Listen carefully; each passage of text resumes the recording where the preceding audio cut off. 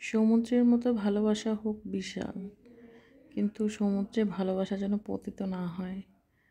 তো আসসালামু আলাইকুম, সবাই কেমন আছেন? চলে যাচ্ছি কক্সবাজার। আসা যাওয়ায় মোট 3 দিন ছিলাম।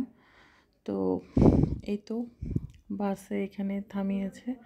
বাস কর্তৃপক্ষ থেকে খাবারের আয়োজন করেছে। তো এখানে টেবিল চুজ করছিলাম, কারণ আমরা যেহেতু অনেকজন ছিলাম, বাবা মা, ভাইয়ের বউ, বাচ্চা, আমার বাচ্চা, তারপর হচ্ছে ভাইয়ের শ্বশুর শাশুড়ি, সবাই মিলে গিয়েছি আসলে আনন্দ করার জন্য, যাতে সবাই মিলে খুব মজা করতে পারি।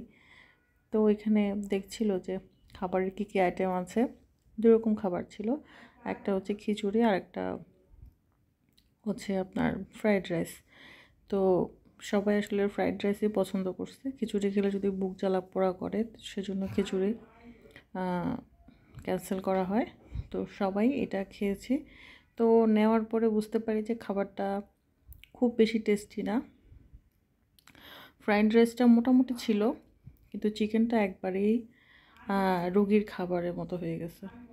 দেখতেও বুঝতে পারবেন একবারে সাদা, মানে কোনো কিছুই দেওয়া নাই, নর্মাল একটু পানি, মানে সিম্পল, একদম রোগীর খাবার যাকে বলে। কোনো ঝাল ছিল না, কিছুই ছিল না। যাক, এটা খাওয়াতে হয়তো ভালোই হয়েছে, শরীরে কোনো গ্যাস্ট্রিকের প্রবলেম হয়নি, বা সবাই মোটামুটি ভালো। যাক, খেয়েছি কষ্ট হলেও। তো এই তো সবাই কথা বলছিলাম, খাচ্ছিলাম। 20 মিনিটের একটা ব্রেক ছিল। তো অনেক দিন আসলে এইটা যাওয়ার কথা ছিল কক্সবাজারে। আমার আব্বু যেহেতু অনেক অসুস্থ, ওনাকে নিয়েই, এটা অনেক আগের প্ল্যান, অনেক বছর আগের। তো আব্বু অসুস্থ হয়ে যাওয়াতে আর কোথাও যাওয়া হয় নাই। তো ভাই এবার জোর করে একমত, মানে একরকম জোর করে নিয়ে যাচ্ছে। তো খাওয়া দাওয়া শেষ করে বসলাম, মশলা খাচ্ছি। খাবারটা খুব একটা ভালো লাগে নাই, সেজন্য যেতে যেতে দেখেন ভোর হয়ে গেছে, সূর্য উঠে গেছে। তো সেটাও আপনাদের জন্য ভিডিও করলাম। এই দেখেন একদম সকাল। তো এখানে আরেকটা রেস্টুরেন্ট এখানে থামিয়েছে, যাতে সবাই ফ্রেশ হতে পারে, কেউ কিছু খেলে খেতে পারবে। তো আমরা আসলে খুব কিছু একটা খাই নাই এখানে। এখানে নিজের এতেই খাইতে হবে। তো আমাদের ইচ্ছাও ছিল না, যেহেতু রাতে ওই খাবারটা খেয়েছি। তো এই তো ওয়াশরুমে গিয়েছিলাম, একটু ফ্রেশ হয়েছি, চোখে মুখে পানি দিয়েছি। এই তো চলে যাচ্ছি। দেখেন রেস্টুরেন্টটা কতটা সুন্দর এবং অনেক বড় রেস্টুরেন্ট।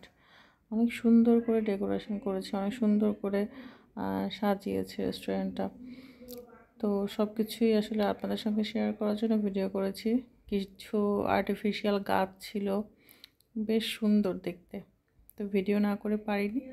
তো এই তো চলে যাচ্ছি। এখানে এত বাস যে আমি আমার বাস খুঁজে পাচ্ছিলাম না, পরে ফোন দিয়ে বাস পেয়েছি।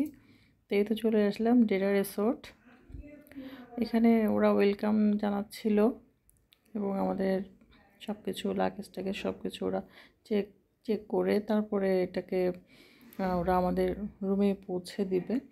তো আমরা এখানে ওয়েট করছিলাম। এখানে সুন্দর বসার ব্যবস্থা ছিল, এবং এখানে ওয়েলকাম ড্রিঙ্কস দিয়েছে। তো দেখেন কি অবস্থা চেহারার, সারা রাত জার্নি করে একদম অবস্থা খুবই খারাপ, দেখেই বোঝা যাচ্ছিল। তো সবাইকে ওয়েলকাম ড্রিঙ্ক দিচ্ছিল, আমি আমারটা নিলাম। এই তো সবাই খাচ্ছে। যে এখানে কিছু ফর্মালিটিস ছিল, ওগুলা করছিল আর কি। তো বেশিক্ষণ বসতে হয় নাই, ওরা তাড়াতাড়ি আমাদের রুম দিয়ে দিয়েছে। এখানে পৌঁছাতে পৌঁছাতে দুপুর হয়ে গিয়েছে, 12টা বেজে গেছে। তো যাই হোক, কিছু করার নাই।